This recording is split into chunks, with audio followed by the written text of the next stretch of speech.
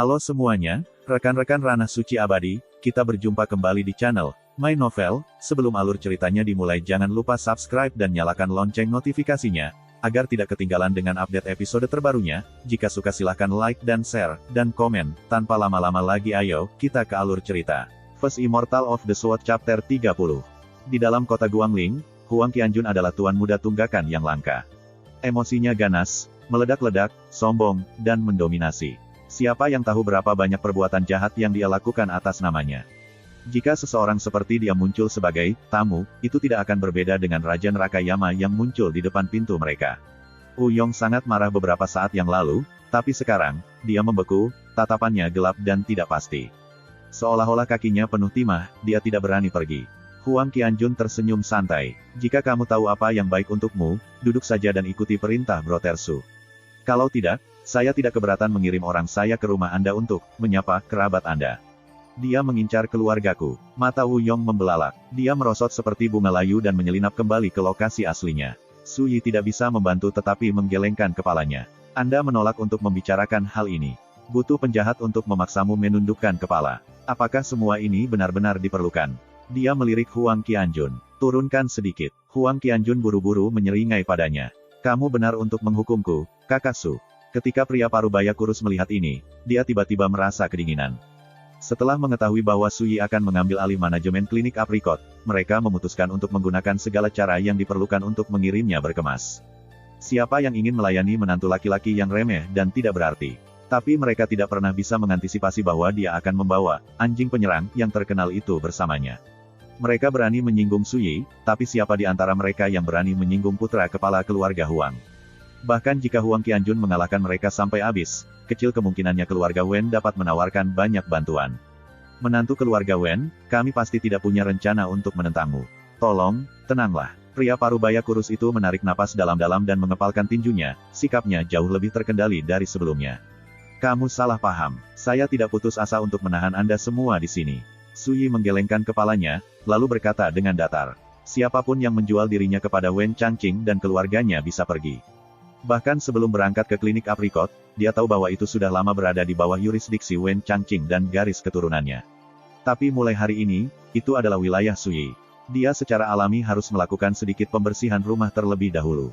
Ini akan mencegahnya mengenai halangan tersembunyi dan menyelamatkannya dari banyak masalah. Apa? Beberapa ekspresi mereka segera berubah. Pria parubaya kurus itu tidak bisa tidak berkata, menantu keluarga Wen, ini kurang tepat, bukan? Bahkan jika mereka mengikatkan diri pada penatua kedua, mereka masih bekerja untuk keluarga Wen. Bukankah ini akan menyakiti dan mengecewakan karyawan yang setia? Su Yi hanya duduk diam di sana. Dia tidak mengatakan apa-apa. Huang Qianjun langsung menyadari bahwa inilah gilirannya. Dia berdehem, lalu mengalihkan pandangannya ke sekeliling ruangan. Semuanya, sebaiknya jangan mempersulit saudaraku Su. Kata-kata tuan muda tunggakan ini membawa ancaman tersirat yang kuat. Beberapa karyawan langsung pergi, ada yang sedih, ada yang marah, ada yang getir. Tapi mereka semua pergi tanpa menyuarakan satu keluhan pun. Mereka tidak bisa mengambil risiko. Apa yang akan mereka lakukan jika mereka menyinggung Huang Qianjun dan dia benar-benar muncul di depan pintu mereka? Akhirnya, hanya tersisa 7 tangan tua klinik aprikot. Pria parubaya kurus itu adalah pelayannya, Hu Quan. Dia belum menandatangani perjanjian kontrak apapun dengan keluarga Wen. Namun, meskipun dia tidak pergi, dia jelas menyimpan dendam. Ekspresinya gelap dan tidak sedap dipandang. Selain Hu Quan, yang lainnya semuanya adalah apoteker magang dan asisten. Bagaimana dengan Dr. Wu? Su Yi tiba-tiba bertanya. Dia ingat bahwa sebelumnya, seorang dokter bernama Wu Guangbin bekerja di klinik aprikot. Dia terkenal secara lokal, dan warga kota Guangling mempercayainya. Penatua Wu secara tidak sengaja kedinginan tadi malam, kata Hu Quan dengan acuh tak acuh. Dia jatuh sakit, dan saat ini dia sedang memulihkan diri di rumah. Dia berhenti, lalu melanjutkan, klinik kami memiliki 2 dokter lain, tetapi kemarin, satu pulang untuk mengunjungi kerabat, sementara yang lain mengunjungi seorang teman di Cloudfall City, di sisi lain Great Azure. Tidak ada yang saat ini ada di klinik. Huang Qianjun tidak bisa menahan tawa dingin. Anda memiliki total 3 dokter, tetapi semuanya sibuk dengan hal lain. Bukankah itu terlalu kebetulan? Hu Quan mengangkat bahu seolah itu tidak ada hubungannya dengan dia. Aku tidak tahu tentang itu, tapi bagaimanapun juga, tanpa dokter di tempat, klinik aprikot harus menutup pintunya dan menangguhkan bisnisnya. Tiba-tiba, Su Yi menyela, pintu kami tetap terbuka. Kita bisa mulai menerima pasien sekarang. Hu Quan dan yang lainnya tercengang. Suyi mengetupkan jarinya ke mejanya dan berkata, kami hanya mengobati penyakit biasa dari rakyat biasa. Saya bisa melakukannya juga. Salah satu pelayan tidak bisa menahan tawa. Yang lainnya memasang ekspresi aneh di wajah mereka, jelas mereka menganggap kata-kata Suyi sebagai lelucon. Ekspresi Huang Qianjun menjadi gelap, dan dia berteriak, apa yang kamu tertawakan?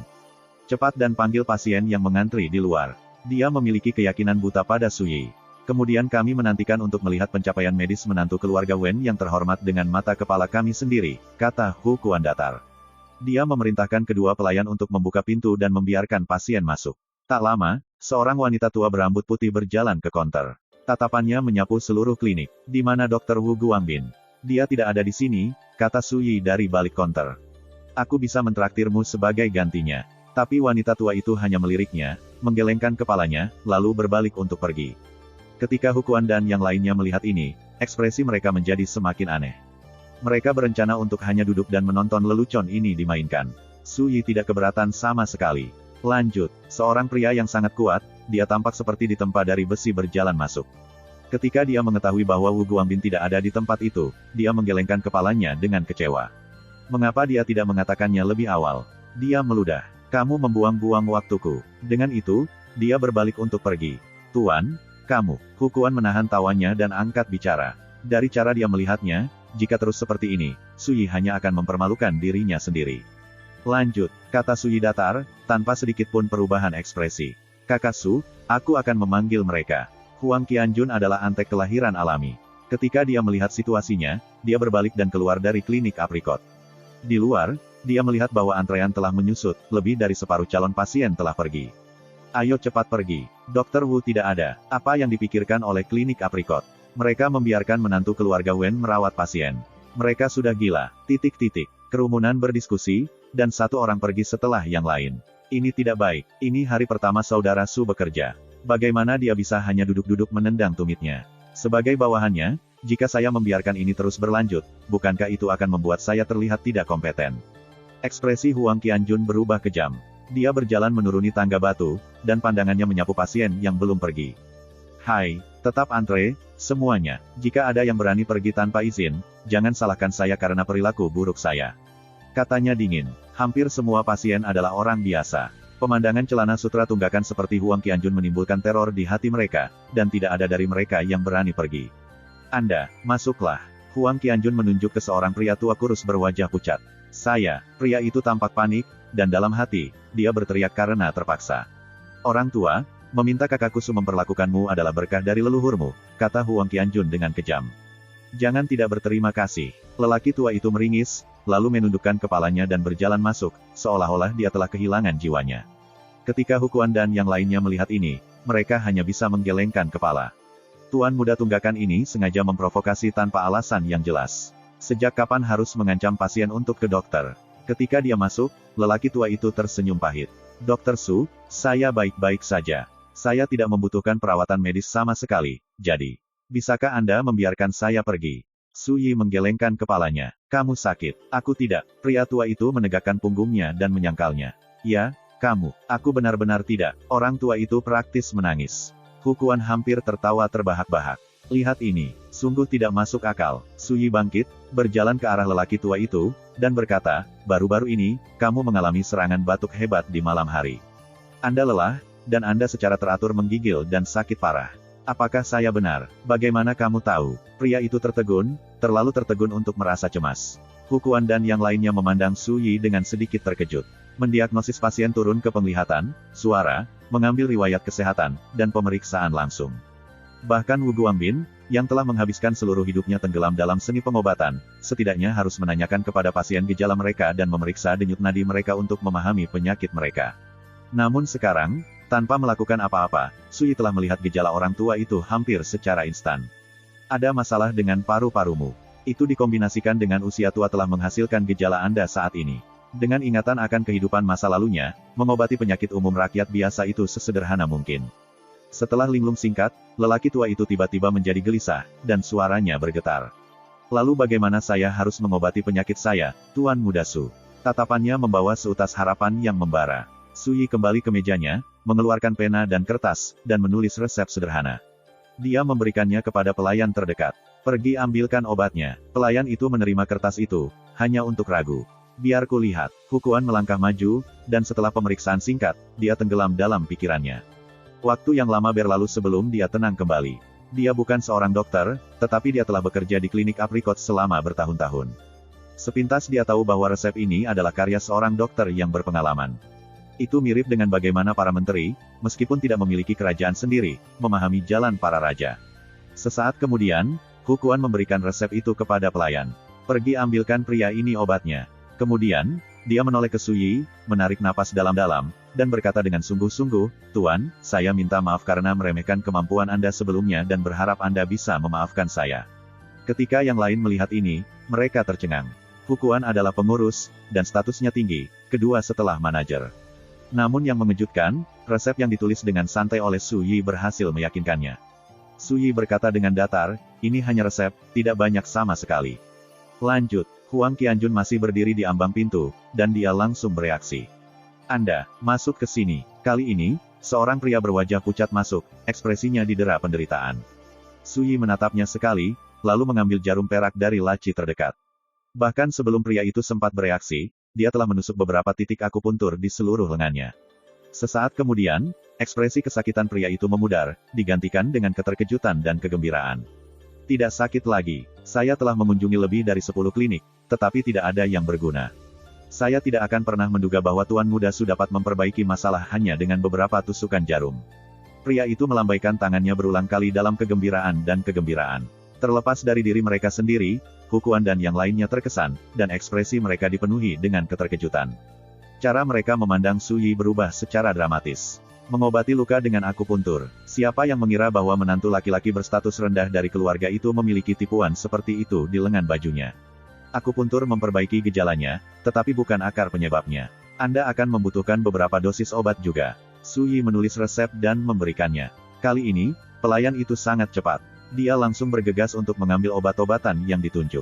Lanjut, lanjut, lanjut. Interval berikutnya benar-benar berubah menjadi penampilan solo Su Yi. Ketika seorang pasien masuk, dia melihat gejala mereka dan akar penyebab masalahnya secara sekilas, tanpa banyak pertanyaan. Tanpa kecuali, para pasien tercengang dan yakin sepenuhnya akan kemampuannya. Kemudian, tinggal menulis resep, mengambil obat, dan menerima pembayaran. Dari awal hingga akhir, Su Yi tanpa ekspresi, seolah-olah dia adalah boneka medis tanpa emosi. Hukuan dan staf klinik lainnya hanya tercengang. Selama bertahun-tahun hidup mereka belum pernah melihat orang merawat pasien seperti ini sebelumnya. Ini mengakibatkan keributan besar di luar aprikot klinik juga. Saat satu demi satu pasien meninggalkan klinik, berita menyebar. Pada akhirnya, ancaman Huang Qianjun tidak diperlukan lagi. Para pasien di luar berkerumun bersama, berebut kesempatan agar Su Yi merawat mereka. Melihat kerumunan yang hidup dan ramai ini, Huang Qianjun tidak bisa menahan lidahnya. Kakak Su tidak mengecewakan, bahkan keterampilan medisnya yang menyelamatkan jiwa sangat mengesankan. First Immortal of the Sword Chapter 31. Waktu berlalu. Akhirnya, jumlah pasien yang menunggu perawatan berkurang. Su Yi menggosok dahinya. Dia secara tidak sengaja melirik ke samping, hanya untuk melihat bahwa salah satu pelayan telah menyeduh sepoci teh obat yang mengepul untuknya. "Tuan, mintalah air untuk melembabkan tenggorokanmu," kata pelayan itu. Dia rendah hati dan penuh hormat. Hukuan dan yang lainnya tersenyum saat melihat ini. Sekarang, orang-orang tua klinik aprikot sepenuhnya yakin akan kemampuan Su Yi. Keterkejutan mereka lebih dari kata-kata yang bisa diungkapkan. Huang Qianjun berdiri tidak jauh dari situ. Dia telah menyaksikan perubahan sikap mereka secara langsung, dan gelombang mengalir di hatinya. Hanya keterampilan sejati yang dapat meyakinkan orang lain dengan sepenuh hati. Dia samar-samar mengerti mengapa ayahnya begitu ngotot sehingga dia menemukan kesempatan untuk menghabiskan lebih banyak waktu dengan Su Yi. Pada awalnya, staf klinik aprikot bersikap arogan dan kasar, dengan aura superioritas. Namun sekarang, mereka semua telah menundukkan kepala untuk tunduk. Apakah Su Yi memaksa mereka untuk tunduk? Tidak, dia telah menggunakan pencapaiannya yang hampir ajaib dalam pengobatan, meyakinkan semua orang yang hadir tanpa kata-kata. Su Yi mengambil cangkir teh dan menyesapnya. Baru kemudian dia menyapa mereka. "Mulai hari ini, aku akan tinggal di sini." Hukuan segera menjawab, "Tuan, ada tempat tinggal kosong di belakang klinik. Saya akan mengirim seseorang untuk membersihkannya dan menyediakan berbagai kebutuhan dasar sehari-hari. Apakah Anda membutuhkan pelayan untuk mencuci pakaian dan membuat teh atau koki untuk menyiapkan makanan Anda?" Su Yi menggelengkan kepalanya. "Tidak perlu untuk itu. Mintalah mereka membersihkan kamar dan menata halaman. Itu akan banyak. Hukuan mengangguk dan membuat catatan mental tentang ini. Sejak awal dia adalah pelayan klinik aprikot, dan dia bertanggung jawab atas segala macam tugas dan hal sepele. Sekarang dia yakin akan keahlian Suyi, dia bersedia mengabdi. Ke depan, Anda akan tetap bertanggung jawab atas semua urusan klinik aprikot, kata Suyi. Semua orang dapat melanjutkan pekerjaannya seperti biasa, saya hanya akan bertanggung jawab atas pengeluaran dan pendapatan. Dia jelas tidak punya rencana untuk menghabiskan seluruh waktu dan energinya di klinik. Dia memikirkannya, lalu menambahkan, tentu saja, jika Anda menemukan gejala yang sangat membingungkan atau penyakit yang mengancam jiwa, Anda dapat menghubungi saya. Serahkan penyakit biasa kepada dokter kami. Begitu dia mengatakan ini, seorang pria yang sangat kuat, dia tampak seperti besi tempa masuk ke klinik. Sekilas Hukuan dan staf lainnya mengenalinya. Dia berada di sana ketika klinik pertama kali dibuka, tetapi ketika dia melihat Wu Guangbin tidak ada, dia mengutuk, berbalik, dan pergi. Namun di sini lagi, dia akan kembali. Tuan Muda Su, saya tahu saya kasar sebelumnya, tapi saya harap Anda bisa memaafkan saya. Pria itu dengan canggung mengepalkan tinjunya dan meminta maaf. Kamu belum pernah menikah, kan? Ekspresi Suyi agak aneh. Pria itu buru-buru mengangguk. Betul sekali. Suyi mengeluarkan selembar kertas, menulis pesan singkat, dan menyerahkannya padanya.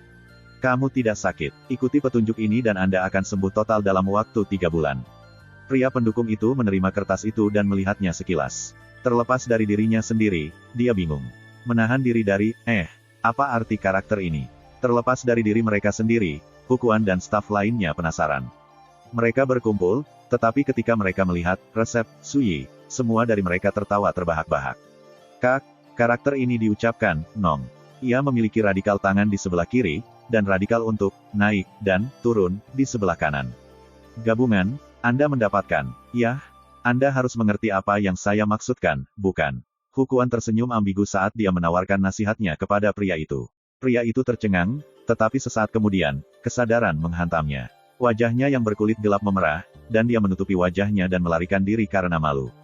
Hahaha, Huang Qianjun akhirnya mengerti. Dia mencengkeram perutnya dan tertawa. Dia terlihat sangat besar dan kuat, namun dia menyukai pertarungan satu tangan. Hukuan dan yang lainnya juga tertawa, senyum ambigu di wajah mereka. Semua pria mengerti ini. Setelah selingan kecil ini, suasana di klinik aprikot menjadi jauh lebih harmonis, dan udara dipenuhi keceriaan. Ketika dia melihat tidak ada lagi pasien, Suyi bangkit. Bawa aku ke kediamanku agar aku bisa melihat-lihat. Hukuan buru-buru memanggil 2 pelayan, yang memimpin jalan. Setelah melewati pintu belakang klinik, mereka segera tiba di halaman yang bersih dan sunyi. Pada saat yang sama, di kedai teh tidak jauh dari klinik aprikot. Penatua Wu, lihat resep yang dia tulis ini. Kombinasi jamu dan suplemen ini secara praktis diilhami secara divine.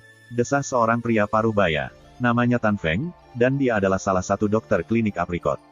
2 orang lainnya duduk di sampingnya. Salah satunya adalah sesepuh berambut putih, sedangkan yang lainnya adalah pria berkulit gelap dan berwajah muram. Yang pertama adalah Wu Guangbin, seorang tabib terkenal di seluruh kota. Yang lainnya bernama Wei Tong. Sama seperti Tan Feng, dia adalah salah satu dari 3 dokter praktik klinik. Namun, setelah mengetahui bahwa Suyi, menantu laki-laki yang masih tinggal, akan mengambil alih manajemen klinik, ketiganya mengajukan alasan untuk bolos kerja dan bersembunyi di kedai teh. Mereka berencana untuk menunggu di sana dan melihat Suyi diusir. Tak satu pun dari mereka mengantisipasi bahwa bahkan setelah menunggu begitu lama, tidak ada hal seperti itu yang terjadi. Sebaliknya, pasien yang menunggu di luar klinik masing-masing mendapat kesembuhan. Ini mengejutkan ketiga dokter tersebut. Mau tak mau mereka memanggil beberapa pasien ke kedai teh untuk menekan mereka untuk detailnya. Hasilnya praktis membuat mereka melompat. Suyi, menantu keluarga Wen yang diabaikan dan tidak dihargai, benar-benar mahir dalam seni medis. Elder Wu, metode Suyi untuk menyembuhkan Eco Worms benar-benar membuka mata saya, desah Wei Tong. Salah satu pasien yang dirawat Suyi memiliki penyakit yang tidak biasa, setiap kali dia berbicara, sebuah suara di dalam perutnya menggema setiap kata, seolah-olah ada entitas jahat yang tersembunyi di dalam tubuhnya. Tapi Suyi berkata bahwa pasien itu secara tidak sengaja memakan cacing gema. Dia kemudian mengambil farmakope dan meminta pasien membacakan setiap nama obat dengan lantang. Setiap kali pasien membaca nama bahan, cacing di perutnya mengulanginya. Tapi ketika pasien mengucapkan kata, rumput ompalia, suara di dalam perutnya tetap diam. Suyi kemudian segera memerintahkan seorang pelayan untuk mengambil sebatang rumput ompalia dan meminta pasien untuk menelannya. Ini menyembuhkan pasien di tempat, ketika pria itu mengeluarkan serangga seukuran kuku, cacing gema. Tan Feng menghela nafas bersamanya. Juga, Cara dia menggunakan jarum perak untuk merawat lengan pasien itu sama sekali tidak terduga. Bahkan sekarang, saya tidak tahu bagaimana dia melakukannya. Wu Guangbin telah diam selama ini, tetapi dia tiba-tiba bangkit dan berjalan menuju klinik aprikot. Penatua Wu, apa yang kamu lakukan? Tan Feng dan Wu Tong buru-buru bangkit juga. Aku tentu saja akan meminta maaf, kata Wu Guangbin tanpa melihat kedua kali. Tan Feng dan Wei Tong saling berpandangan, lalu bergegas mengejarnya. Tempat tinggal di belakang klinik. 3 kamar berdiri sendiri dengan ubin abu-abu mengelilingi halaman dalam bentuk karakter, pin. Satu sisi memiliki tempat tidur sayur dan pergola, dan ada pohon belalang yang kuat di tengahnya. Sebuah sumur berdiri di sampingnya, tetapi logamnya berbintik-bintik karat, dan rantai membuatnya tertutup rapat. Sudah lama tidak ada yang tinggal di sana, jadi seluruh tempat tinggal tertutup debu dan sarang laba-laba, dan halamannya penuh dengan rumput liar. Saat itu hampir tengah hari, dan matahari terik-terik. Hu Quan memerintahkan 2 pelayan untuk menyapu dan menambahkan berbagai perlengkapan. Su Yi, sementara itu, berdiri di bawah pohon belalang dan mengamati halaman. Keningnya sedikit berkerut. Tuan, halamannya telah rusak selama bertahun-tahun, tetapi begitu kita membereskan semuanya, itu akan menjadi nyaman dan nyaman, kata Hu Quan sambil tersenyum.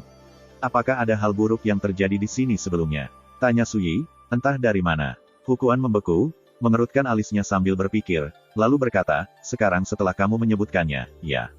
Saya ingat satu kejadian seperti itu. Itu sekitar 9 tahun yang lalu. Salah satu dokter klinik kami tinggal di sini, serta 2 apotek magang. Tapi kemudian, suatu malam, ketiganya meninggal mendadak. Hu Quan menunjuk ke sumur yang tersegel. Tabib itu tenggelam di dalam sumur, tetapi ketika mereka menarik mayatnya, dagingnya telah membusuk. Mayat kedua magang itu hanyalah kulit keriput, dan mereka tergantung di dahan pohon belalang itu. Saat dia berbicara, Hu Quan menunjuk ke pohon di tengah halaman. Mata Su Yi berkilat, kulit keriput, apakah daging dan organ mereka tidak ditemukan? Hu Quan terkejut. Bagaimana kamu tahu? Su Yi tidak menjelaskan. Kediaman itu telah rusak sejak saat itu, kan? Betul sekali. Semua orang bilang itu berhantu. Pak, bukan karena saya ingin memaksa Anda tinggal di sini, tapi ini satu-satunya tempat tinggal klinik. Hu Quan buru-buru menjelaskan, merasa sedikit panik. Su Yi tersenyum. Tidak ada salahnya dilakukan. Menurutku, tempat ini terlihat cukup bagus. Huang Qianjun berkata dengan nada menghina, Kakak Su, tidakkah kamu akan kesepian sendirian di kediaman yang begitu besar? Bagaimana kalau saya mengatur beberapa wanita cantik untuk menemani Anda? Saya jamin penampilan dan kepribadian mereka akan memuaskan Anda. Su Yi tersenyum tipis, tapi itu tidak mencapai matanya. Apakah kamu benar-benar berpikir aku serendah itu? Bagaimana aku bisa? Huang Qianjun berkeringat dingin dan langsung menyangkalnya. Kakak Su, jangan salah paham. Dia baru saja mencoba untuk mentega Su Yi, hanya untuk menyadari bahwa dia telah menggunakan terlalu banyak kekuatan. Yang membuatnya lega, Su Yi hanya berpikir sejenak, lalu berkata, sebenarnya ada sesuatu yang bisa kamu bantu. Pergi ke pasar dan ambilkan aku ayam jantan, semakin ganas semakin baik. Juga, saya membutuhkan beberapa cabang willow yang baru dipotong dan sepotong kayu persik berumur 10 tahun yang sudah ditempa sepanjang 3 kaki. Untuk apa dia membutuhkan barang itu? Meskipun dia merasa aneh, kesempatan untuk melakukan sesuatu untuk Su Yi membuatnya senang. Dia segera berbalik dan lari.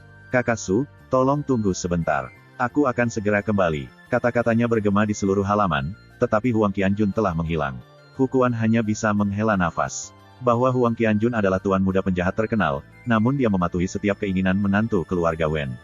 Dia benar-benar memperluas wawasan saya. Tuan, untuk apa Anda membutuhkan semua barang itu?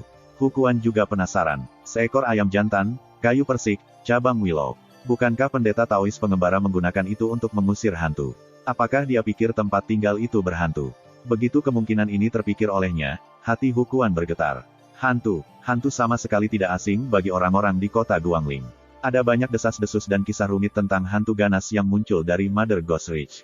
Aku bersiap untuk berjaga-jaga. Su Yi tidak menjelaskan lebih jauh.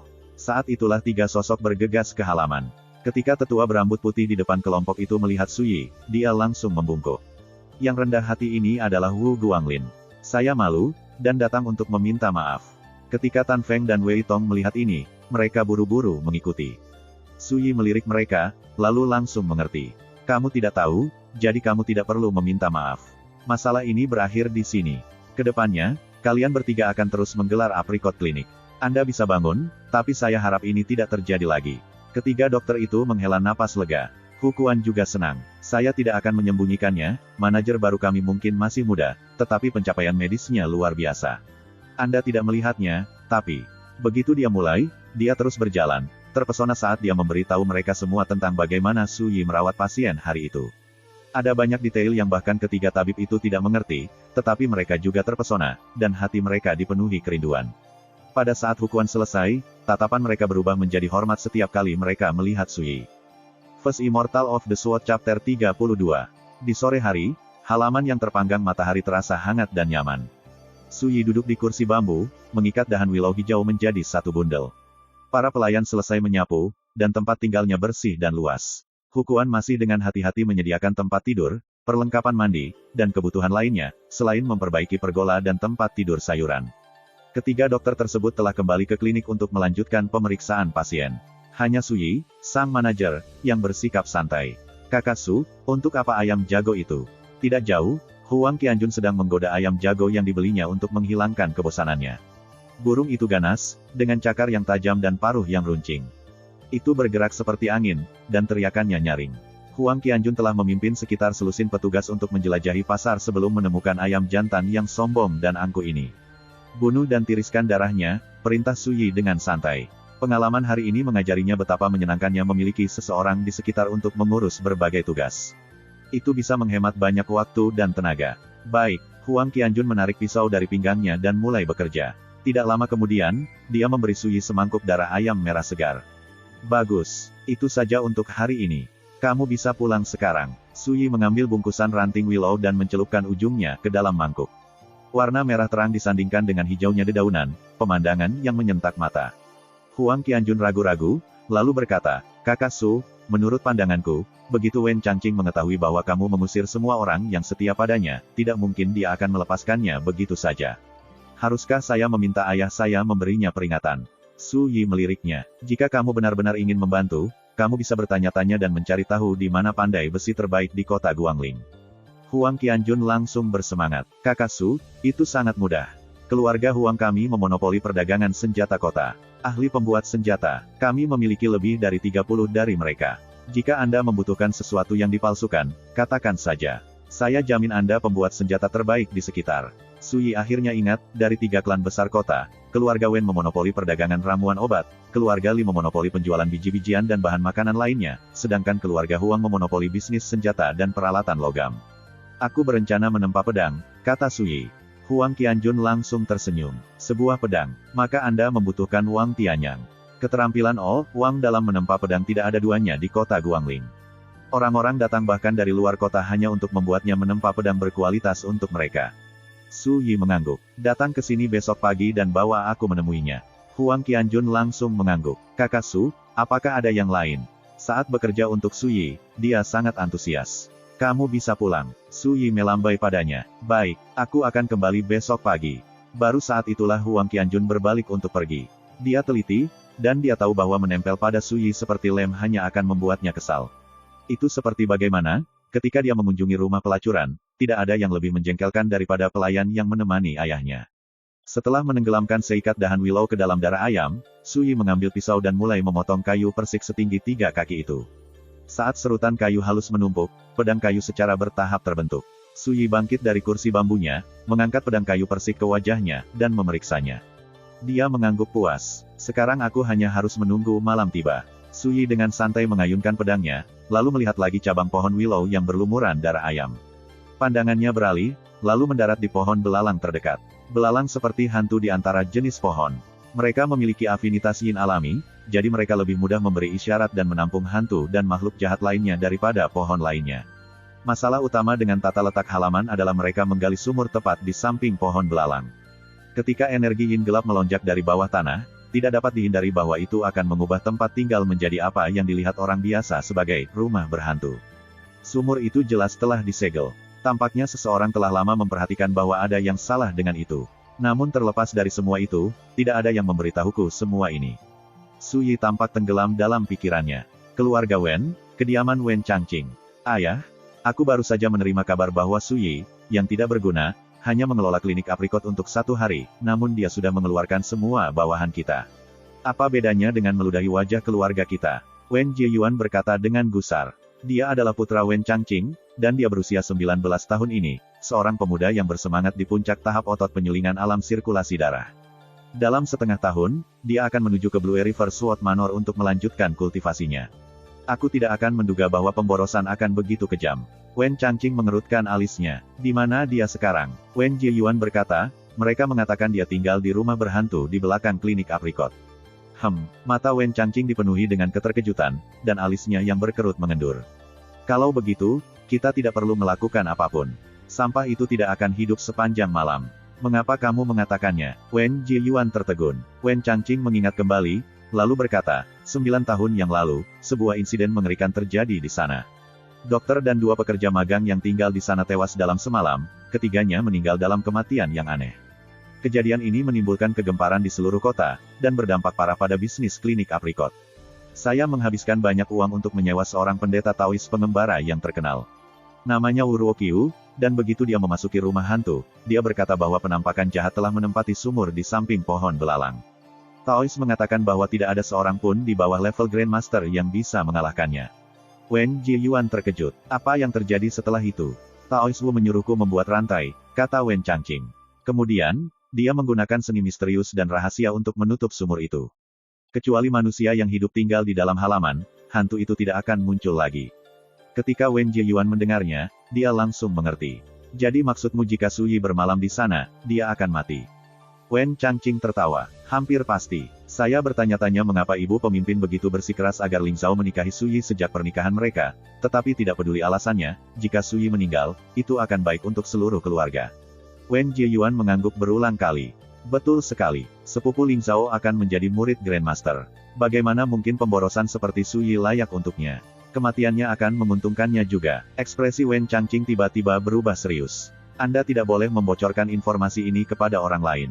Jika orang lain mengetahui bahwa kami sangat menyadari masalah kediaman tetapi memilih untuk tidak memperingatkan Suyi, kami akan terlibat dengan kematiannya.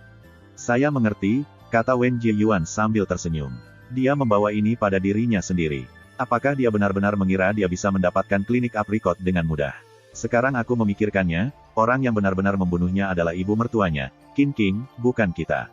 Jangan kurang ajar, tegur Wen Changqing. Dia bibimu dan ibu Ling Zhao. Anda sebaiknya lebih hormat untuk maju. Wen Jieyuan mengangguk dengan acuh. Malam berangsur-angsur mendekat. Setelah seharian bekerja, klinik aprikot akhirnya mematikan lampu dan menutup pintunya. Suyi duduk sendirian di dalam salah satu dari 3 kamar kediaman, bernapas dan mengedarkan darah dan qi untuk berulang kali meredam jaringan ikatnya. Ini adalah teknik pernapasan untuk lapisan ketiga dari Blood Circulation Realm, Refining Sinew. Refining Sinew mengacu pada penggunaan qi dan darah untuk menghaluskan fascia, tendon, dan ligamen tubuh, menjadikannya sekuat tali busur dan selembut kapas. Proses ini membuat Anda se-fleksibel musang. Meningkat seperti anak panah, jatuh seperti angin, bergerak seperti musang. Semua ini sulit bagi orang biasa. Kuncinya terletak pada Refining Sinew. Setelah mengeraskan jaringan ikat mereka, kekuatan seorang kultivator akan naik ke tingkat yang lebih tinggi. Ketika datang ke kultivasi realem sirkulasi darah, semua orang tahu bahwa memurnikan kulit dan daging itu mudah, tetapi memurnikan otot dan tulang itu sulit. Ini sudah menjadi pengetahuan umum sejak zaman kuno. Memulai tahap Refining Sinew setara dengan memasuki tahap sirkulasi darah tahap akhir. Setelah beberapa saat, Suyi bangkit dari posisi lotus, menghabiskan secangkir teh ginseng yang telah dia siapkan sebelumnya, dan merasakan panas yang membakar di sekujur tubuhnya. Kekuatannya sepertinya mendidih. Terlepas dari dirinya sendiri, dia menantikan operasi malam ini. Dia tidak benar-benar terlibat dalam pertempuran sejak bereinkarnasi. Siapa sangka lawan pertamanya adalah hantu. Selanjutnya, dia mengambil seikat dahan willow dan pedang kayu persik dan meninggalkan ruangan. Dia memindahkan kursi, memilih tempat secara acak, dan duduk di tangga batu. Cabang-cabang willow telah berendam dalam darah ayam selama berjam-jam, dan daun-daun hijau diwarnai dengan semburat merah samar. Saat dia memegang bungkusan itu, rasanya seperti cambuk lembut. Pedang kayu persik, dia bersandar di kursi bambu. Ketika dia perlu menghunus pedangnya, itu berarti dia harus keluar semua. Jika saya seorang kultivator sirkulasi darah biasa, saya khawatir saya tidak akan cocok bahkan untuk hantu biasa. Namun, di masa laluku, aku pernah melawan Kaisar Hantu Laut Barat. Dia bersedia berjudi, dan dia menepati janjinya, ketika saya menang, dia memberi saya salinan, Sutra Asura 10 arah. Mereka mengatakan itu adalah sutra Taois pamungkas di mata para kultivator hantu. Saat Suyi duduk di sana, pikirannya berpacu. Angin malam bertiup kencang, dan langit semakin gelap. Hari sudah larut, dan lampu padam di seluruh jalan kota Guangling. Kegelapan itu seperti air pasang yang menenggelamkan bumi. Ini adalah jeda di tengah hiruk-pikuk kota. Orang-orang tenggelam dalam tidur, jalan-jalan sunyi kecuali sesekali lolongan anjing di kejauhan. Malam ini, lapisan awan gelap yang pekat menutupi cahaya bintang. Di dalam halaman, semuanya gelap kecuali cahaya lilin yang berkedip-kedip yang dia tempatkan di dalam kamarnya, tetapi melalui tirai kertas, itu redup dan tidak jelas. Suyi mengepalkan cabang pohon willow-nya dan berdiri diam dalam kegelapan malam. Dia tenang dan tidak tergesa-gesa, tenang dan nyaman. Kecuali, ada sedikit antisipasi dalam tatapannya. Tiba-tiba, dahan pohon belalang bergemerisik, menggemerisik dedaunan. Melawan kegelapan malam, itu seperti serangkaian percakapan bisikan dekat dan jauh. Rantai berkarat yang menyegel sumur bergeser dan bergesekan seperti sarang ular. Suara itu mengingatkan pada burung hantu yang berseru-seru, dan itu membuat bulu kuduk merinding. Suhu udara di sekitarnya anjlok, seperti musim dingin yang tiba-tiba datang, dingin yang menusuk tulang. Wosh, gelombang. Daun jatuh dari pohon belalang dan jatuh ke tanah. Begitu mereka mendarat, angin seram membawa mereka ke udara. Mereka beterbangan, tetesan tinta di langit malam, seperti bayangan yang tak terhitung jumlahnya dalam tarian hiruk-pikuk. Angin menggoyang jubah biru Suyi, dan matanya menyipit. Saat angin sarat daun menyapu ke arahnya, dia akhirnya mengambil tindakan. Dia mengangkat tangan kanannya dan mengguncang pergelangan tangannya. Seikat dahan willow yang lembut diluruskan dan retak seperti cambuk, memancarkan cahaya redup berdarah di kegelapan. Apa? Suaranya renyah, meledak seperti guntur yang tiba-tiba. First Immortal of the Sword Chapter 33. Di tengah ketenangan malam, gugusan dahan willow berayun seperti cambuk, meninggalkan jejak cahaya redup berdarah di udara. Retakan, sosok samar-samar di udara terhuyung mundur, menjerit kesakitan. Mereka halus dan ilusi, dan mereka diselimuti energi yin yang padat. Hantu, satu pukulan dan kamu sudah berteriak kesakitan. Antiklimaks sekali. Suyi sudah berdiri, dan ketika dia melihat ini, dia tidak bisa menahan diri untuk tidak menggelengkan kepalanya. Antisipasi di matanya memudar. Wosh, wosh. Pohon belalang bergetar hebat, cabang-cabangnya yang tak terhitung jumlahnya menari-nari ditiup angin. Angin kencang melolong seperti banshees dan mengaduk-aduk daun-daun yang berguguran. Kemudian, angin dan hantu menyerang Suyi sekali lagi. Suyi mencengkeram ranting-ranting willow-nya seolah-olah itu adalah cambuk divine. Alih-alih mundur, dia maju. Retakan, suara itu bergema seperti guntur dengan semburan cahaya berdarah. Cabang-cabang yang berkerumun terbelah, menyerang seperti cambuk laser yang tak terhitung jumlahnya. Hantu itu tidak bisa mengelak tepat waktu. Itu berderak, lalu mengepul dengan asap hitam, terhuyung ke belakang dan menjerit kesakitan. Terlepas dari dirinya sendiri, mata Suyi dipenuhi dengan kekecewaan. Cabang willow yang dibawanya hanya dicelupkan ke dalam sedikit darah ayam. Meskipun mereka melawan hantu dan kekuatan kegelapan lainnya, mereka tidak benar-benar kuat. Siapa yang mengira hantu ini akan sangat lemah? Retakan, saat dia merenung, Suyi menyerang sekali lagi. Kali ini, hantu itu sepertinya tidak bisa bertahan lebih lama lagi. Yin Qi yang mengelilinginya meledak, meninggalkan hantu di belakang.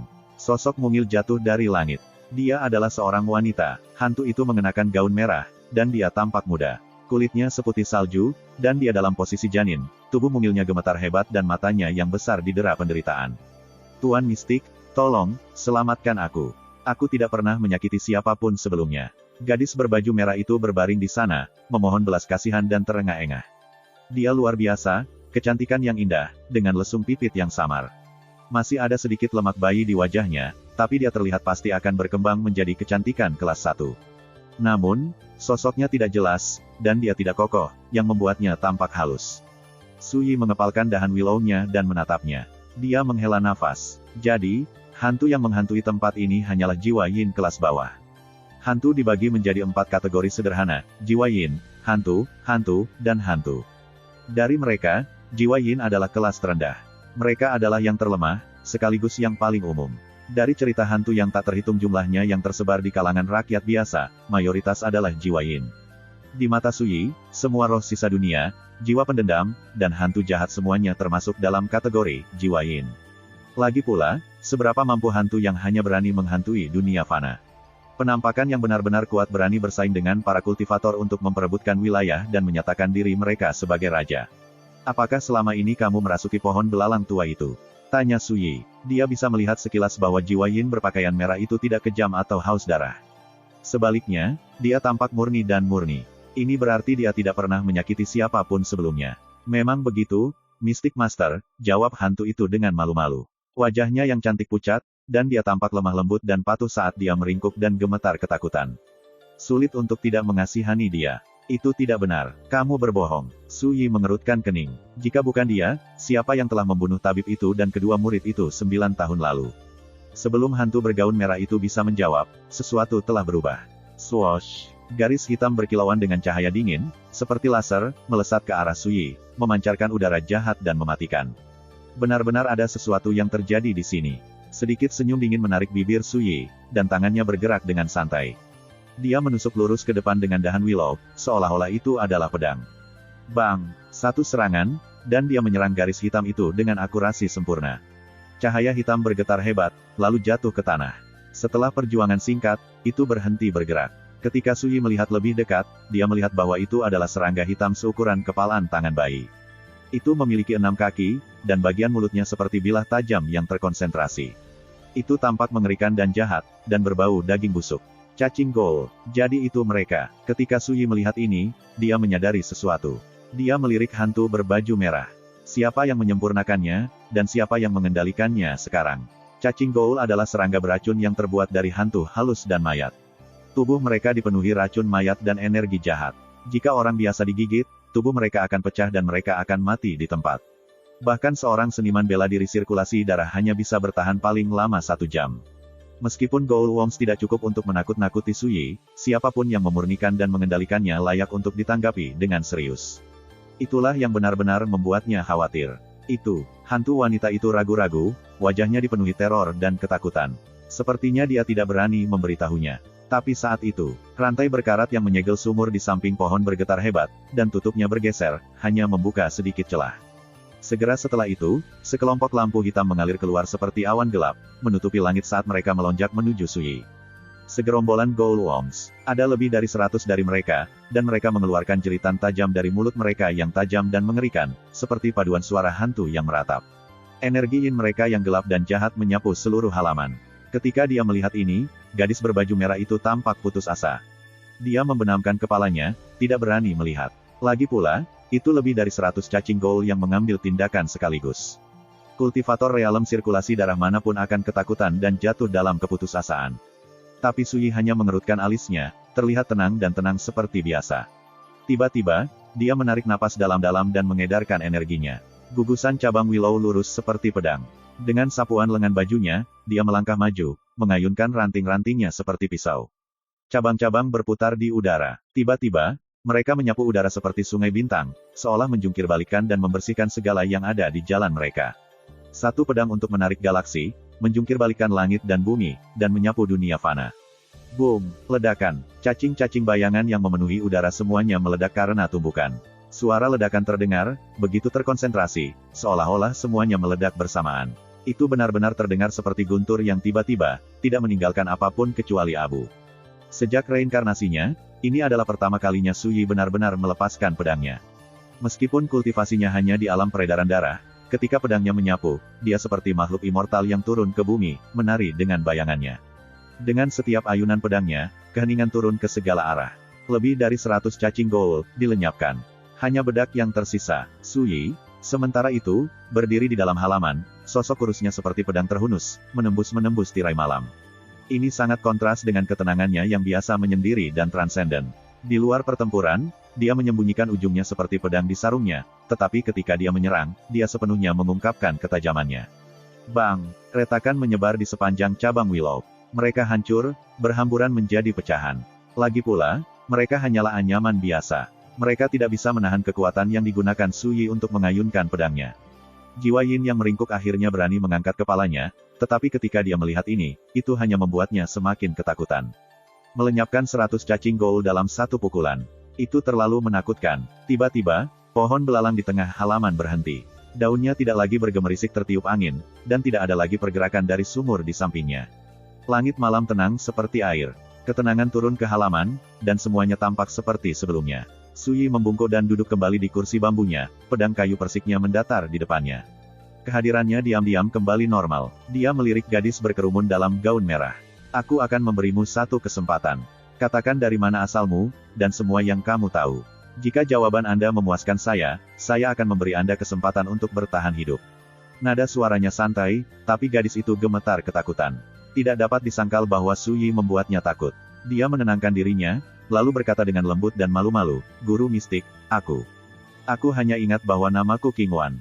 Pada saat saya mendapatkan kesadaran, saya telah ditangkap oleh seorang pendeta Tao bernama Wu Ruokyu. Dia menggunakan seni rahasia untuk memenjarakan saya di dalam pohon belalang halaman dan mengatakan bahwa selama saya mematuhinya, dia akan membebaskan saya." Wu Ruokyu, untuk apa dia mengikat jiwa Yin yang lemah dan praktis tidak berguna sepertimu? King Wan menunduk, lalu meringis. Dia ingin saya menakut-nakuti orang. Dia berkata bahwa setiap kali ada orang yang hidup memasuki halaman, saya harus menakut-nakuti mereka. Kemudian, cacing goul yang dia besarkan akan muncul dari kedalaman sumur dan melahap esensi darah korban mereka yang ketakutan. Su Yi akhirnya mengerti. Halaman ini tidak lain adalah peternakan cacing, yang telah didirikan oleh pendeta Taois Wu Ruokyu. Dia menggunakan esensi darah manusia yang hidup untuk memberi makan cacing goulnya dan membuat mereka berubah. Wanita hantu, King Wan, hanya bertanggung jawab untuk menakut-nakuti korban mereka. Dari sini, tampaknya Wu Ruokyu sangat menyadari bahwa hantu kelas rendah seperti King Wan tidak banyak berguna. Sudah 9 tahun, dan tempat ini telah ditinggalkan. Tidak ada yang tinggal di sini untuk waktu yang lama. Bukankah Wu Ruokyu khawatir Goul Worms-nya akan mati kelaparan? Tanya Su Yi. King Wan menggelengkan kepalanya. Itu tidak akan terjadi. Dia kembali setiap 3 hari, dan dia selalu membawa beberapa orang yang masih hidup bersamanya untuk dibuang ke dalam sumur dan memberi makan Goul Worms. Kapan dia terakhir di sini? Tanya Su Yi. Sepertinya sesuatu baru saja terjadi padanya. 2 hari yang lalu. Begitu King Wan mengatakan ini, dia menyadari implikasinya, dan dia tampak ketakutan. Dia tergagap, Tuan Mistik, Taois Wu akan berada di sini beberapa jam setelah tengah malam. Ini sudah lewat tengah malam. Menilai dari waktu, dia akan berada di sini tidak lama lagi. Su Yi dengan lembut membelai pedang kayu persik yang tergeletak di depannya, lalu bergumam, "Apakah kamu tahu kultivasinya?" Saya ingat dia pernah mengatakan bahwa dia berada di tahap membuka titik akumulasi Qi, tahap akumulasi, dan bahwa dia dapat mencoba maju ke membuka meridian dalam tahun ini, kata King Wan. 4 alam marsial Dao adalah sirkulasi darah, akumulasi Qi, tungku dalam, dan anas rafa. Akumulasi Qi adalah alam kedua dari marsial Dao, dan itu dibagi menjadi 3 tahap, pembukaan Acu Points, pembukaan meridian, dan manifestasi astral. Mereka masing-masing berhubungan dengan tahap awal, tengah, dan akhir dari alam akumulasi Qi. Orang-orang seperti Tuan Kota Fusan, Kepala 3 klan besar Kota Guangling, dan Komandan Pengawal Tua, Ni Beihu, selain beberapa pakar terkenal kota dari generasi yang lebih tua, semuanya ada di wilayah ini. Sosok remeh di tahap pembebasan Acu Points Qi Accumulation Realm. Itu akan lebih mudah dari yang kukira. Su Yi semakin tenang. Dia memikirkannya, lalu berkata kepada hantu itu, "Kembalilah ke pohon belalangmu dan berpura-puralah kamu tidak tahu apa-apa. Saya akan memutuskan apa yang harus saya lakukan dengan Anda setelah saya berurusan dengan Wu Ruokyu itu." Tuan Mistik, terima kasih karena tidak membunuhku. King Wan sangat marah, dia bersujud. Baru pada saat itulah dia berhasil mengumpulkan cukup keberanian untuk berdiri kembali. Gaun merah darahnya berkibar saat dia terbang kembali ke pohon belalang, berkedip, dan menghilang. Su Yi tenggelam dalam pikirannya. Dengan realem sirkulasi darah puncaknya, kultivasi tahap refining sinyu, dia harus berusaha sekuat tenaga untuk membunuh seorang ahli realem akumulasi Qi. Tapi itu dalam keadaan normal. Ini berbeda, lawannya adalah seorang kultivator sesat, seseorang yang mahir dalam seni gelap dan jahat. Untuk berjaga-jaga, dia sebaiknya sangat berhati-hati. Saat Su Yi bersandar ke kursi bambunya dan menunggu, dia berpikir, sepertinya kali ini, saya harus mengungkapkan beberapa kartu truf saya yang tersembunyi. First Immortal of the Sword Chapter 34. Malam itu dalam dan gelap, dan pohon belalang diam dan diam. Tiba-tiba, sesosok muncul di dinding yang mengelilingi halaman. Dalam jubah gelapnya, dia hanya terlihat samar-samar. Dia kurus seperti bambu, dan dia membawa mayat manusia di masing-masing tangannya. Dengan ayunan tangannya, dia melemparkan kedua mayat itu ke halaman. Kemudian, dia melompat ke udara dan mendarat di samping mereka. King Wan, apakah seseorang tinggal di sini? Di luar sangat gelap sehingga Taois baru saja menyadari bahwa seseorang telah menyapu halaman yang telah lama ditinggalkan dan ditumbuhi tanaman. Semuanya tampak segar dan baru. King Wan tidak mengatakan apa-apa. Suara acuh tak acuh Su Yi menjawabnya di tempatnya. Wu Ruokyu, kamu akhirnya di sini. Dia bangkit dari kursi bambunya, tangan kanannya mencengkeram pedang kayu persiknya dengan longgar. Dia berdiri dalam kegelapan, diam-diam menatap lawannya. Wu Ruokyu tampak seperti berusia sekitar 40 tahun. Kulitnya pucat dan bersih, dengan janggut lebat, pedang diikat ke punggungnya, dan labu berkulit kuning di pinggangnya. Dia tampak seolah-olah dia telah melampaui dunia duniawi. Kamu siapa? Kenapa kamu tahu namaku? Wu Ruokyu tercengang, dan dia langsung waspada. Begitu dia berbicara, dia mengeluarkan peluit yang aneh dan melengking. Tetapi bahkan setelah menunggu cukup lama, hasil yang diharapkan tidak pernah datang. Hati Wu Ruokyu tenggelam, dan dia agak panik. Apa yang sedang terjadi? Di mana mereka? Aku membunuh semua Ghoul Worms, kata Suyi, berjalan ke arahnya dengan penuh percaya diri. Kamu bisa berteriak serak jika kamu suka, tapi itu tidak ada gunanya untukmu. Siapa sebenarnya kamu? Teriak Wu Ruokyu. Matanya berkilat tajam, dan dia mempersiapkan diri untuk berperang. Jangan terburu-buru. Sebelum kita bertarung, ada sesuatu yang ingin kutanyakan padamu. Suyi sudah berdiri hanya 10 kaki dari Wu Ruokyu. Baru pada saat itulah Wu Ruokyu melihatnya dengan jelas dan menyadari bahwa dia sedang berurusan dengan seorang remaja. Pria muda jangkung kurus mengenakan jubah biru dan memegang pedang kayu. Dari auranya, Wu Ruokyu tahu dia masih berada di alam peredaran darah. Wu Ruokyu langsung rileks, tatapannya mencela diri sendiri. Aku benar-benar berubah menjadi pengecut. Sekadar blood circulation realm benar-benar membuat saya takut. Dia berdiri dengan tangan di belakang punggung dan berkata dengan dingin, anak muda, kamu masih belum memenuhi syarat untuk mendiskusikan berbagai hal denganku. Pergi panggil tuanmu. Saya ingin bertanya kepadanya bagaimana dia mengajar murid-muridnya. Kamu jelas tidak punya sopan santun. Hubungannya dengan Ghoul Worms di dalam sumur telah terputus, dan bahkan King Wan pun tidak terlihat. Ini membuat Wu Ruokyu curiga ada seorang ahli yang mendukung Suyi. Suyi tertawa dan menggelengkan kepalanya. Jika aku bertemu seseorang yang layak menjadi tuanku, aku mungkin sangat senang, tapi sayangnya, saya belum pernah bertemu orang seperti itu. Wu Ruokyu tertegun. Dia mencemooh, kamu bahkan belum selesai menumbuhkan rambut tubuh, tapi kamu pasti bisa bicara. Jika Anda tidak memanggil tuanmu, jangan salahkan saya atas perilaku buruk saya. Kilatan di matanya menyala, dan auranya tiba-tiba berubah. Dia mengedarkan energinya, dan yang mengejutkan, raungan samar, seperti gelombang pasang, terdengar. Ini adalah kekuatan alam akumulasi Ki. Ketika seorang seniman bela diri mengaktifkan kekuatan mereka, darah dan Ki mereka berkumpul dan berkobar. Dengan memandu Ki Anda dalam pertempuran, Anda dapat memastikan bahwa setiap gerakan sangat tepat, seolah-olah telah diukur dengan penggaris, bahkan tidak sampai 1 mm pun. Ini mewakili tingkat kontrol yang luar biasa atas kekuatan seseorang. Wu Ruokyu adalah Ki Accumulation Realm, kultivator panggung acu points yang membuka blokir. Kulitnya seperti perunggu, ototnya seperti batu, tulangnya seperti besi, dan uratnya seperti giok. Senjata biasa hampir tidak bisa menggoresnya. Sedikit ejekan menarik bibir Suyi. Sikap yang buruk. Saya akan tertarik untuk melihat seperti apa perilaku buruk dari unblocking acu points small free.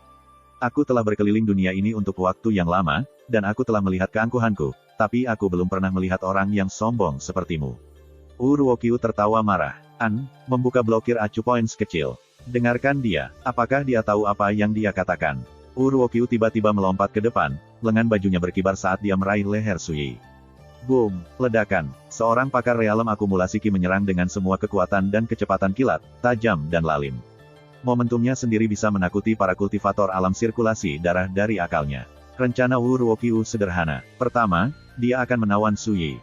Kemudian, dia memaksa ahli di belakangnya keluar dari persembunyiannya, menempatkan dirinya pada posisi yang tidak terkalahkan. Merebut Suyi adalah tugas yang harus dihadapi. Tapi kemudian, sedikit pedang ilusi melintas di kedalaman tatapan Suyi, dan kehadiran yang luas, dingin, dan menakutkan muncul. Boom! Ledakan. Seolah-olah sambaran petir telah menghantam lautan spiritual Wu Ruokyu. Pikirannya berdenyut, dan semuanya menjadi gelap. Seolah-olah dia jatuh langsung ke lanskap neraka yang tak berujung. Bila immortal misterius terbang dari luar langit, menghancurkan dan menekan takdir. Pada saat itu, 4 penjuru, langit di atas, dan tanah di bawah semuanya bertepi pedang yang mengerikan. Pedang ilusi berdengung, memenuhi telinganya seperti raungan marah para dewa. Perasaan tidak penting, tidak berdaya, putus asa, dan teror muncul dalam diri Wu Ruokyu, memberikan pukulan yang menghancurkan kondisi mentalnya. Dia hampir pingsan. Perasaan ini hanya berlangsung sesaat. Tapi setelah keterkejutan ini, Wu Ruokyu berhenti di tengah pengisian daya. Dia sekarang berada tepat 5 langkah dari Suyi. 5 langkah. Itu adalah jarak standar untuk pertarungan hidup dan mati antara seniman bela diri. Pada jarak 5 langkah, bahkan seorang kaisar akan kesulitan membela diri. Dari jarak dekat, seorang pria lajang lebih mengancam daripada bangsa yang bermusuhan. Saat dia berada 5 langkah lagi, Suyi mengambil tindakan. Itu hanya tusukan sederhana, tapi itu cepat, dan akurat, dan kejam. Seolah-olah dia telah menghunus pedangnya berkali-kali dan bertindak berdasarkan insting murni. Kecepatan dan ketepatannya tak tertandingi, begitu pula kekejamannya. Menyembur, pedang kayu tumpul menembus dada Wu Ruokyu, menghancurkan tulang rusuknya seperti kayu busuk dan keluar dari sisi yang lain. Darah segar dan panas menetes dari ujung pedang, mengalir dari lubang yang baru saja terbuka di punggungnya. Kekuatan pukulan itu begitu tiba-tiba dan keras sehingga Wu Ruokyu membungkuk ke depan, seperti udang dalam air mendidih. Matanya melotot, dan dia tampak bingung, seolah dia tidak berani percaya apa yang sedang terjadi. Kamu, dia serak, apakah kamu benar-benar berada di alam peredaran darah? Memang, aku artikel asli. Suyi mencabut pedang dari dada pria itu, lalu mundur 3 langkah. Wu Ruokyu bergetar hebat, darah menyembur dari lukanya seperti geyser dan mengalir turun seperti air terjun. Jika Suyi tidak mengelak tepat pada waktunya, dia akan basah kuyup. Gedebuk, Wu Ruokyu jatuh ke tanah, terengah-engah. Luka-lukanya sangat parah sehingga dia bisa merasakan kekuatan hidupnya menghilang. Bukankah kamu memiliki sesuatu yang ingin kamu tanyakan padaku? Kenapa kamu menyerang dengan kejam? Jika saya mati, Anda tidak akan belajar apa-apa. Wu Ruokyu berjuang untuk berbicara. Dia benar-benar tidak mengerti. Oh, kata Suyi dengan santai, aku sudah kehilangan minat untuk mengetahuinya. Wu Ruokyu sangat marah sehingga dia memuntahkan seteguk darah. Dia menggertakkan giginya dan berteriak penuh kebencian, kamu merusak rencana induk sekteku. Tunggu saja, mereka akan membalas dendam. Dengan kata-kata terakhir itu, Wu Ruokyu ambruk di tanah dan tidak bernapas lagi. Matanya masih melebar karena dendam. Dia tidak akan pernah menduga bahwa satu langkah yang salah akan menyebabkan dia jatuh di tangan seorang remaja realem sirkulasi darah. Dia bahkan tidak bisa menahan aura jejak tunggal. Suyi menggelengkan kepalanya. Para seniman bela diri dari Zhou Agung pasti memiliki jiwa yang lemah. Baru saja, dia menggunakan benang aura pedang 9 neraka. Itu hanya satu gumpalan kecil, namun itu lebih dari yang bisa ditanggung oleh seniman bela diri akumulasi ki seperti Wu Ruokyu. Itu memberikan kejutan langsung ke jiwanya. Suyi telah merebut celah yang dibuat oleh kejutan sesaat ini untuk menusuk menembus tulang rusuknya. Jika saya tahu akan semudah ini, saya akan menghadapinya secara langsung. Itu mungkin sedikit lebih merepotkan, tetapi kultivasi saya saat ini dikombinasikan dengan pencapaian saya di Dao of the Sword sudah cukup untuk membunuhnya. Suyi berasumsi bahwa karena Wu Ruokyu adalah seorang kultivator sesat, dia pasti telah menguasai banyak seni gelap dan menyeramkan. Itulah mengapa dia memilih untuk tidak berbenturan dengannya secara langsung. Sebaliknya, dia menghabiskan sebagian dari kultivasinya untuk memanggil salah satu kartu trufnya.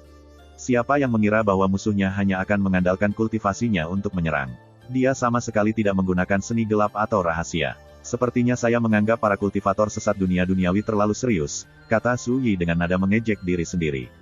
Menengok ke belakang, bukan karena Wu Ruokyu bodoh. Hanya saja sebagai ahli alam akumulasi ki, dia telah meremehkan lawan alam sirkulasi darahnya sejak awal. Jelas, terlihat lemah sebenarnya merupakan keuntungan, itu membuat musuh ceroboh dan berpuas diri. Apakah kamu tahu sekte mana yang dimiliki Wu Ruokyu? Suyi melirik pohon belalang di dekatnya. Tuan Mistik, saya khawatir saya tidak tahu.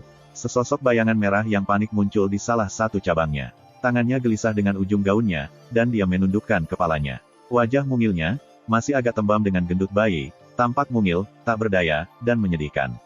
Dia telah menyaksikan kematian Wu Ruokyu secara langsung, dan jika dia tidak mengatupkan tangannya erat-erat di mulutnya, dia akan menjerit.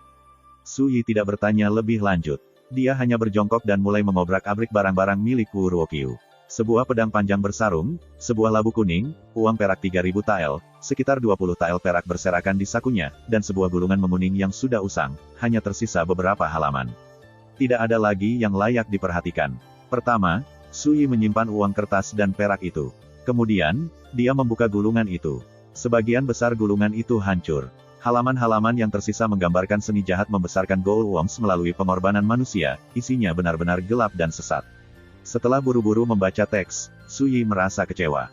Bahkan jika dia membandingkannya dengan teknik ortodoks atau sesat lainnya, seni rahasia gulungan ini sangat menyedihkan, itu hampir lucu. Tapi satu baris teks di bagian paling bawah halaman terakhir menarik perhatiannya. Dari Wang Yunqi dari gerbang Deathbringer, hingga muridnya, Wu Ruokyu. Suyi langsung mengerti. Sekte di belakang Wu Ruokyu adalah apa yang disebut, gerbang pembawa kematian, dan tuannya bernama Wang Yunqi. Sebelum dia meninggal, dia mengatakan sesuatu tentang aku yang merusak rencana sektenya. Sepertinya Wu Ruokyu memelihara gold worms itu atas perintah Deathbringer's Gate. Alis Suyi terangkat. Dia punya firasat bahwa ini bukan satu-satunya tempat gerbang Deathbringer membesarkan gold worms. Dengan kata lain, kemungkinan ada peternakan cacing serupa di bagian lain kota Guangling. Suyi merenung sejenak, lalu mencabik-cabik gulungan compang camping itu. Jika ada orang lain yang menemukan seni keji seperti ini, itu bisa menyebabkan bencana. Selanjutnya, dia mengambil pedang bersarung itu. Sarungnya terbuat dari besi, dan ketika dia menghunus pedangnya, bau darah dan daging busuk menyerang lubang hidungnya. Su Yi mengerutkan alisnya dengan jijik. Pedang itu terbuat dari pinus, tapi diwarnai merah darah, sementara ujungnya berwarna hijau berkilau. Itu keji di luar kepercayaan. Dia benar-benar menggunakan darah menstruasi perawan untuk meredam pedangnya. Kultivator sesat macam apa dia? Betapa tidak berharganya. Su Yi menggelengkan kepalanya, merasa jijik. Kegentingan. Su Yi mengerahkan kekuatan melalui jari-jarinya, menghancurkan pedang pinus menjadi pecahan. Kemudian, dia membakarnya sampai tidak ada yang tersisa kecuali abu. Ketika dia mengambil benda terakhir yang tersisa, sesuatu akhirnya menarik minatnya. Oh, labu ini sebenarnya agak menarik. First Immortal of the Sword Chapter 35. Labu itu hanya seukuran kepalan tangan, dan permukaannya cerah dan berkilau. Itu memiliki sumbat kayu, dan terasa halus saat disentuh. Sumbat kayu adalah sepotong kayu yang menenangkan jiwa. Sepertinya Wu Ruokyu menggunakan labu untuk menyimpan dan memelihara jiwa. Ketika pikiran ini terlintas di benaknya, ekspresi Su Yi menjadi sedikit aneh. Dia menggali kukunya dan menarik. Sumbat kayu itu jatuh ke tanah, dan kabut hantu berwarna merah darah melonjak keluar. Wosh, gelombang. Kabut hantu yang menyeramkan dipenuhi dengan kedengkian dan rasa penindasan. Seorang balita segera muncul di dalam kabut. Dia tampak baru berusia 3 atau 4 tahun. Kulitnya putih mengerikan, dan matanya merah cerah. Wajahnya yang seharusnya terlihat polos dan menggemaskan, tampak seperti diolesi lipstik merah. Pemandangan itu menakutkan. Ketika balita itu muncul, kehadiran jahat yang menakutkan berdesir di sekelilingnya, membuat tanaman di halaman layu. Hantu berbaju merah menjerit dari pohon belalang, hantu bayi. Itulah bayi hantu yang telah dibesarkan Taois Wu selama 6 tahun. Pada saat yang hampir bersamaan, bayi hantu itu meraung melengking. Yang mengejutkan, mulutnya terbelah, memperlihatkan 2 baris taring panjang seperti pisau. Ia menyerang, dan saat mendekati Su Yi, ia mencoba menggigitnya. Tapi sebelum sempat, Su Yi menusuk dengan pedangnya. Menyembur, pedang kayu persik menembus tepat melalui mulut balita undead yang terbuka, menembusnya. Kayu persik adalah counter alami untuk hantu. Bagian dari kayu persik yang telah disiapkan Huang Qianjun untuknya berusia 20 tahun dan dipenuhi dengan energi yang murni. Fuosh, fuosh. Asap hitam mengepul dari tubuh bayi hantu itu. Wajahnya terdistorsi, dan dia menangis dengan mengerikan, hiruk-pikuk dan berjuang dengan sekuat tenaga untuk menyerang dan membunuh Su Yi. Tapi itu semua sia-sia. Dalam sekejap mata, tubuh halusnya terbakar dan menghilang dalam kepulan asap. Kilau pedang kayu persik telah memudar, dan itu menunjukkan tanda-tanda korosi, itu jelas tidak dapat digunakan lagi. Su Yi membuangnya, lalu memeriksa labu itu sekali lagi. Tidak buruk, item ini jelas tumbuh di tanah spiritual, itu memiliki sedikit spiritualitas. Di dunia biasa, itu sangat langka. Dia sudah tahu bahwa labu itu adalah senjata rahasia Wu Ruokyu yang sebenarnya. Seandainya dia memanggilnya segera setelah pertempuran dimulai, dia mungkin akan menyebabkan sedikit masalah bagi Su Yi. Ayo keluar. Su Yi duduk kembali di kursi bambunya dan dengan santai meraih labu kuning yang halus dan berkilau itu. Hantu wanita berpakaian merah, King Wan, muncul dari pohon belalang. Saat dia melayang di depannya, dia menundukkan kepalanya dan gemetar. Tuan Mistik, saya mohon, tolong jangan bunuh saya, katanya, suaranya bergetar. Aku bisa melayanimu. Apa yang bisa kau lakukan? Tanya Su Yi dengan penuh minat. King Wan berpikir sejenak, lalu berkata dengan lemah lembut, aku bisa menyanyi, menari, memainkan sitar dan seruling, bermain catur, melukis. Saya tahu sedikit tentang mereka semua. Su Yi tertegun. Apa yang? Hantu wanita multi talenta. Gaun King Wan berwarna merah seperti darah, mengimbangi kulitnya yang seputih salju. Dia mungil, dengan sedikit lemak bayi yang tersisa di wajahnya yang cantik. Dia cantik dan menyenangkan. Dia tampak berusia sekitar 15 tahun, tepat di puncak kewanitaannya. Sayangnya, dia hanyalah jiwa yin, bukan orang yang hidup. Ketika dia melihat Su Yi terdiam lama, King Wan menjadi semakin gelisah. Tuan Mistik, selama Anda mengampuni saya akan melakukan apa saja. Aku juga bisa membantumu menakut-nakuti orang. Suaranya yang lembut dan manis dipenuhi isak tangis, suara itu menyedihkan. Su Yi menghela nafas. Jika aku memiliki kultivasi asal Dao, aku bisa menebus jiwamu dan melepaskanmu dari dunia ini, tapi aku khawatir aku tidak bisa membantumu sekarang. King Wan sempat tertegun. Kemudian, dia berkata dengan gembira, Mystic Master, jadi kamu tidak berencana membunuhku. Indah sekali. Dia tersenyum begitu lebar, matanya menyipit seperti bulan sabit. Dengan melakukan itu, dia secara tidak sengaja mengungkapkan pesonanya yang mengejutkan. Kombinasi dari senyumnya yang murni, cerah, dan sifatnya yang pemalu sangat menarik. Alis Su Yi terangkat. Jika dia tahu teknik kultivasi yang cocok untuk hantu, dia pasti akan tumbuh menjadi kecantikan yang mengerikan, kutukan seluruh bangsa dan semua yang tinggal di sana. Kamu benar-benar tidak ingat apa-apa tentang saat kamu masih hidup? Tanya Suyi. King Wan tampak bingung. Wajah kecilnya berkerut dalam kesusahan, dan dia terdengar sedih. Tuan Mistik, saya tidak akan berbohong kepada Anda, saya masih tidak tahu mengapa saya berakhir seperti ini. Suyi menatapnya dengan tajam selama beberapa waktu. Akhirnya, dia berkata, saat ini, ada satu hal yang saya tahu pasti, apakah Anda berbohong, atau ada masalah dengan jiwa yin Anda. King Wan terguncang, lalu berkata buru-buru, Mystic Master, aku tidak akan berani menipumu sedikitpun. Aku bersumpah demi langit sendiri. Tidak masalah kemungkinan mana yang benar, kata Suyi datar. Itu tidak ada hubungannya dengan saya. Aku tidak akan membunuhmu, tapi aku juga tidak akan membiarkanmu pergi. King Wan menghela nafas lega. Aku akan berterima kasih selama kamu mengampuniku. Suyi mengangkat labu kuning dan berkata, ini adalah labu pemelihara jiwa. Jika Anda bersembunyi di dalam, Anda tidak perlu takut pada cahaya siang hari. Masuklah. King Wan ragu-ragu. Tuan Mistik, Anda akan membiarkan saya keluar, bukan? Suyi tertawa. Jangan terlalu memikirkanku. Saya tidak akan menyegelnya, dan nanti, ketika waktunya tepat, saya mungkin akan mengajari Anda teknik kultivasi hantu. King Wan mengangguk dengan senang. Aku bersedia. Dengan itu, dia kabur ke seberkas cahaya merah dan menembak ke dalam labu. Untuk jiwa yin belaka untuk memiliki tubuh spiritual yang murni memang jarang, namun dia tidak memiliki ingatan sebelum dia meninggal. Itu masalah tersendiri. Tetapi dengan metode yang saya miliki, saya secara alami memiliki kesempatan untuk menemukan jawaban cepat atau lambat. Saat Suyi merenung, dia bangkit dan mulai bekerja. Tak lama kemudian, dia sudah bersih-bersih. Tidak ada mayat atau darah yang tersisa di halaman. Setelah itu, dia kembali ke kamarnya, menggantung labu di mejanya, dan berbaring. Tak lama kemudian, dia tertidur lelap. Keesokan paginya, Suyi bangun di depan matahari, melirik labu kuning yang tergantung, lalu mengabaikannya dan meninggalkan ruangan. Labu pemelihara jiwa tidak disegel. King Wan bisa pergi kapanpun dia mau. Namun, hantu yang lemah lembut dan cantik itu diam sepanjang malam, tidak mengintip sedikitpun. Setelah mandi, Suyi mengunyah sepotong ginseng raja berdaun 9 mentah, lalu berlatih teknik pemurnian tubuh pinus dan derek di samping pohon belalang. Setelah 3 putaran latihan, dia merasakan otot-ototnya kendur dengan nyaman, dan seluruh tubuhnya terasa lebih ringan, hampir seperti melayang. Ini adalah tanda bahwa dia telah memasuki tahap awal, refining sinew. Setelah berkultivasi ke tahap ini, darah dan ki seseorang terkonsentrasi, pernapasan mereka terkontrol dan teratur. Ketika mereka menyerang, mereka sekuat harimau atau macan tutul, sefleksibel dan gesit seperti musang. Tak lama kemudian, Hukuan, sang pramugara, muncul dari klinik membawa sepiring makanan. Dia menyajikannya dengan senyum. Tuan, Penatua Wu menyiapkan ini sendiri. Ini makanan obat, hanya untukmu. Suyi mengangguk. Tolong berterima kasih kepada Penatua Wu atas nama saya. Dia melirik masakan obat. Itu termasuk beberapa ramuan obat yang berharga. Kombinasi ramuan obat dan porsi yang banyak membuatnya sangat cocok untuk seniman bela diri yang perlu mengisi kembali tubuh mereka. Baiklah, Tuan. Silakan dinikmati makanannya. Aku akan kembali ke klinik. Hukuan tersenyum dan pergi. Tinggal di sini jauh lebih baik daripada tinggal bersama keluarga Wen, pikir Suyi. Saat dia selesai makan sarapan, dia mendengar suara yang dikenalnya dari luar halaman. Huang Qianjun masuk ke dalam, matanya penuh antusiasme. Kakak Su, saya sudah mengirim seseorang untuk memberitahu Pak Tua Wang Tianyang. Kita bisa pergi sekarang. Tiba-tiba, dia mengembangkan lubang hidungnya. Hah, mengapa halaman sedikit berbau darah? Hidung anak itu sangat tajam.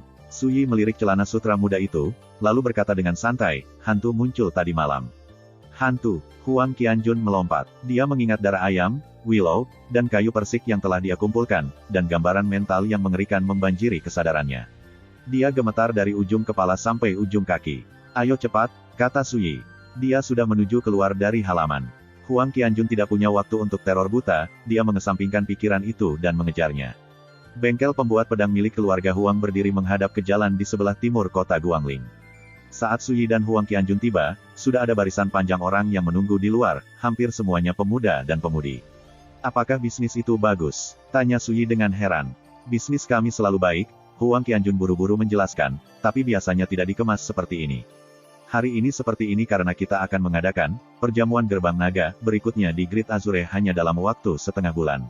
Elit muda dari kota Guangling dan tetangga kita dari seberang sungai, Cloudfall City, akan saling bertarung dan membandingkan seni bela diri untuk melihat siapa yang lebih kuat.